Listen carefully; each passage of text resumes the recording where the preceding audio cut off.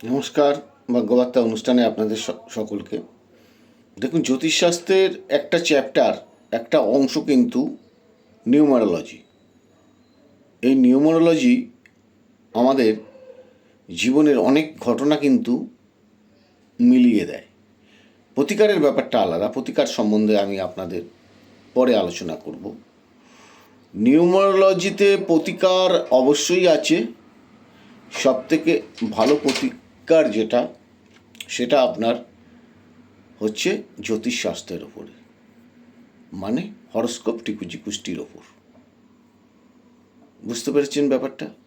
তো যাই হোক, আজকে সংখ্যাতত্ত্বের শত্রু কে কে। ধরুন আপনার 1 তারিখে জন্ম হয়েছে, সেক্ষেত্রে কি কি শত্রু হতে পারে সেটাকে আপনাকে বুঝতে হবে। কোন সংখ্যার জাতক বা জাতিকা আপনার জীবনে শত্রুতা করবে? 1 সংখ্যার সবথেকে বেশি শত্রুতা করবে হচ্ছে 8 সংখ্যার জাতক। 2 সংখ্যা যাদের জন্ম হয়েছে তাদের জীবনের শত্রুতা আসবে 4, 6, 8, 9। যাদের 3 সংখ্যায় জন্ম হয়েছে, জন্ম তারিখ 3, তাদের অবশ্যই শত্রুতা করবে 6 তারিখের জাতক জাতিকা। 4 তারিখের জাতক জাতিকার 2, 4 অবশ্যই শত্রুতা করবে 9 এবং সঙ্গে 8।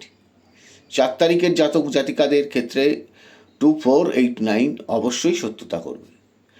5 তারিখে জন্ম জাতক জাতিকার ক্ষেত্রে কোনো শত্রু হয় না, তবে বুদ্ধির ওপর এটা পুরোপুরি নির্ভর করবে। 6 তারিখের হচ্ছে 3 এবং 9 সংখ্যার জাতক জাতিকা যারা হবে তারা শত্রুতা করবে।